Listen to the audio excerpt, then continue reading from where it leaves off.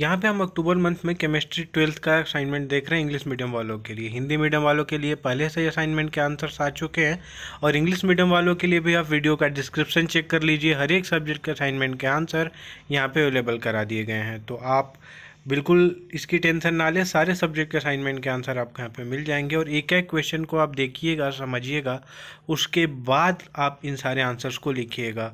तो चलिए स्टार्ट करते हैं। सबसे पहले क्या क्वेश्चन देता है कि एक कंपाउंड है जिसको हीट करते हैं और जिससे हमको गैस बी मिलती है। इसके बाद क्या बोलता है कि यहाँ पे वह 3 मोल किसी के साथ कंबाइंड होता है और एक गैस सी देता है और सी गैस देने के बाद फिर से उसको ऑक्सीडेशन कराया जाता है और फिर वो डी दे देता है। तो चलिए देखते हैं। ए की जगह पे यहाँ पे पहले से ही लिखा गया है NH4NO2। आपका आंसर होगा बी N2CNH3 और DHNO3। आपको ऐसे लिखना है और फिर आपको इक्वेशंस भी यहाँ पे दे देने हैं। जैसे यहाँ पे इक्वेशंस आप देखेंगे कि पहला इक्वेशन क्या होगा NH4NO2, जिसको हम हीट करेंगे क्या मिलेगा N2 और फिर प्लस 2H2O। ऐसे करने के बाद फिर N2 को 3 मोल H2 के साथ हमको रिएक्ट करना है, तो क्या मिल जाएगा C2NH3 और NH3 को फिर ऑक्सीडेशन कराना है तो मिल जाएगा 4NO। और यहाँ पे आप देख सकते हैं इजीली कि कैसे एसिड रेन हमारा बनता है। तो इस तरह से एसिड रेन का फॉर्मेशन भी होता है। अच्छा, अब चलिए इसके बाद आता है question what is transition temperature. Transition temperature क्या है for alpha and beta sulphur. तो 369 is called transition temperature because both the allotropes of sulphur are stable at this temperature. तो यहाँ पे देख सकते हैं ये भी आंसर है। इसमें दूसरे में एक और क्वेश्चन है how is the SO2 an air pollutant. तो SO2 कैसे एयर का पॉल्यूटेंट है, ये भी आपको यहाँ पे समझना होगा। तो यहाँ पे क्या लिखा है SO2 is an air pollutant made up of sulphur and oxygen atoms and is harmful to both plants and people on dissolution in rainwater. SO2 produces acid rain. This SO2 gets converted into H2SO4 in the presence of moisture, which comes down in the form of acid rain. तो यहाँ पे आप देख सकते हैं कि acid rain का main reason SO2 भी है। इसके बाद आता है question 3 how is ozone estimated quantitatively. तो when ozone reacts with the excess of potassium iodide solution buffered with a borate buffer, तो यहाँ पे ये रिएक्शन होता है। इसके बाद iodine is liberated which can be treated against the standard solution of sodium thiosulfate. This is a quantitative method of estimating the O3 gas. इसके बाद आता है क्वेश्चन नंबर 3। क्वेश्चन नंबर 3 में क्या बोलता है कि give 2 examples to show the anomalous behaviour of fluorine. Fluorine का एनोमोलस बिहेवियर कैसे शो होगा। देखिए जो भी क्वेश्चंस के आंसर में आपको डाउट होता है तो आप कमेंट करके बताइए, आपके डाउट्स को वहाँ पे ज़रूर सॉल्व किया जाएगा।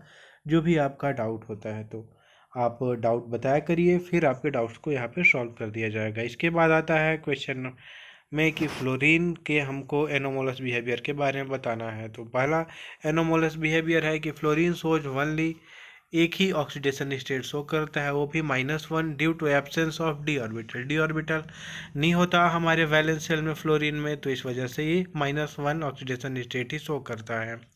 और इसकी वजह से और जितने भी हेलोजेंस होते हैं वो +1 +3 +5 +1 ऑक्सीडेशन स्टेट्स भी शो करते हैं क्योंकि उनके पास डी ऑर्बिटल्स होता है। तो आप देख सकते हैं बहुत अच्छे तरीके से सारी चीज़ें यहाँ पे बताई जा रही है। फिर क्या होता है F और F bond dissociation energy is lower than that of Cl bond. तो बॉन्ड डिसोसिएशन एनर्जी कम होती है। This is because greater repulsion between the lone pairs. इसकी क्योंकि इनमें लोन पेयर्स होते हैं, उनके बीच बहुत ज़्यादा रिपल्सन होता है on the 2 fluorines due to small size. और क्योंकि इसका साइज भी छोटा होता है और वैलेंस शेल में लोन पेयर भी प्रेजेंट होते हैं, इस वजह से रिपल्सन होता है और इनका बॉन्ड डिसोसिएशन एनर्जी बहुत ही कम होता है। इसके बाद क्वेश्चन आता है give the reason for bleaching action of chlorine. Chlorine का ब्लीचिंग एक्शन का रीजन बताना है। तो यहाँ पे क्या दिया गया है when chlorine reacts with water it produces nascent oxygen. This nascent oxygen then combines with the colored substance present in the organic matter to oxide them into colorless substance. तो यहाँ पे दिखाया गया है कि क्लोरीन वाटर के साथ react करके HCl बना देता है और यह इसका ब्लीचिंग एक्शन होता है कलर्ड सब्सटेंस में। ऑक्सीजन जोड़ के ऑक्सीडाइज बना देता है, ऑक्सीडाइज कर देता है और वो कलरलेस हो जाता है। सिंपल है, समझ में आ रही बात। तो ऐसे करके ये ब्लीचिंग एक्शन क्लोरीन का यहाँ पे है, आपको लिखना है। और देखिए टेलीग्राम चैनल का लिंक भी डिस्क्रिप्शन में दे दिया गया है। आपके एग्ज़ाम के लिए 2022 बोर्ड एग्ज़ाम के लिए इंपॉर्टेंट क्वेश्चंस, प्रैक्टिकल्स वगैरह जो भी इंफॉर्मेशन है, सारी चीज़ें इस चैनल पे आपको प्रोवाइड की जाती हैं। तो टेलीग्राम चैनल का लिंक डिस्क्रिप्शन में है, उसको ज़रूर से ज्वाइन करिए, वीडियो को लाइक करिएगा और अपने दोस्तों को भी इस चैनल के बारे में ज़रूर बताइएगा।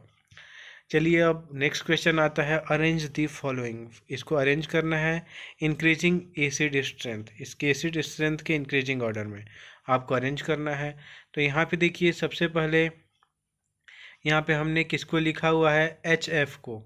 HF हमारा इसका एसिडिक स्ट्रेंथ बहुत ही कम है और HI का सबसे ज़्यादा है, इस वजह से उसको इधर की तरफ लिखा है। और फ्लोरीन छोटा होता है और HF का बॉन्ड बहुत स्ट्रांग होता है, इस वजह से जो एसिडिक स्ट्रेंथ है इसकी बहुत कम है। इसी तरह से दूसरे नंबर में भी HClO का सबसे कम है और यहाँ पे HClO4 का सबसे ज़्यादा है। तो यहाँ पे डिक्रीजिंग एसिड स्ट्रेंथ आपको लिखना है। थोड़ा सा आप इसको यहाँ पे कंसिडर करिए कि HClO4 को आगे लिख दीजिएगा और इसके बाद फिर साइन को अपोजिट करके और लास्ट में HClO को लिखिएगा। आप समझ गए होंगे मैं क्या बोल रहा हूँ। यहाँ पे आप थोड़ा ऐसे कर देंगे तो और सूटेबल रहेगा, डिक्रीजिंग ऑर्डर में लिखना है तो आप ऐसे लिख सकते हैं। इसके बाद चलिए हम देखते हैं, noble gases are least reactive, give 2 reasons. Noble gases least reactive है, इसका रीजन क्या है?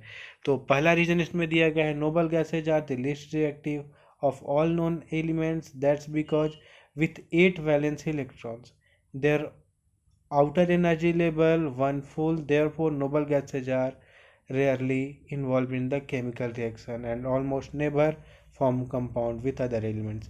सिंपल यहाँ पे रीजन दिया गया है कि जो नोबल गैसेज है वो लीस्ट रिएक्टिव इसलिए हैं क्योंकि यहाँ पे उनका जो आउटर मोस्ट शेल है वो कंप्लीट होता है, तो इस वजह से वो लीस्ट रिएक्टिव हैं। ठीक, इसके बाद क्या बोलते हैं, helium is used in diving equipments। why? तो because of its low solubility in blood, a mixture of oxygen, and it is used in diving equipments used by deep sea divers। तो deep sea driver जब ऊपर आते हैं pressure कम होते जाता है और इस वजह से भी प्रेशर कम होता है, तो ये लिक्विड के फॉर्म में भी रहता है।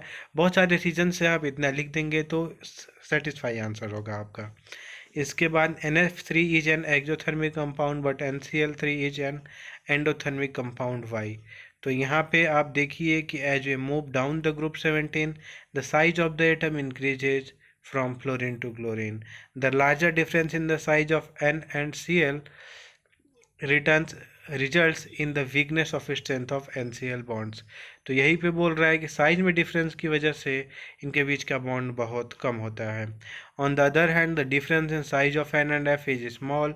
N और F के बीच साइज में डिफरेंस बहुत कम है, इस वजह से इनका बॉन्ड जो है बहुत स्ट्रांग होता है।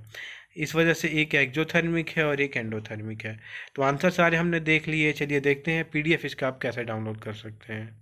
असाइनमेंट के आंसर के PDF को डाउनलोड करने के लिए आपको गूगल पे जाके सर्च करना होगा cgbasicsupport.in। उसके बाद आपको इस वेबसाइट पे जाना होगा, इसको नीचे स्क्रॉल करना होगा, ऑप्शन दिखेगा आपको असाइनमेंट 2021-22, उस पर क्लिक करके सभी सब्जेक्ट के असाइनमेंट के आंसर के PDF आप इजीली डाउनलोड कर सकते हैं।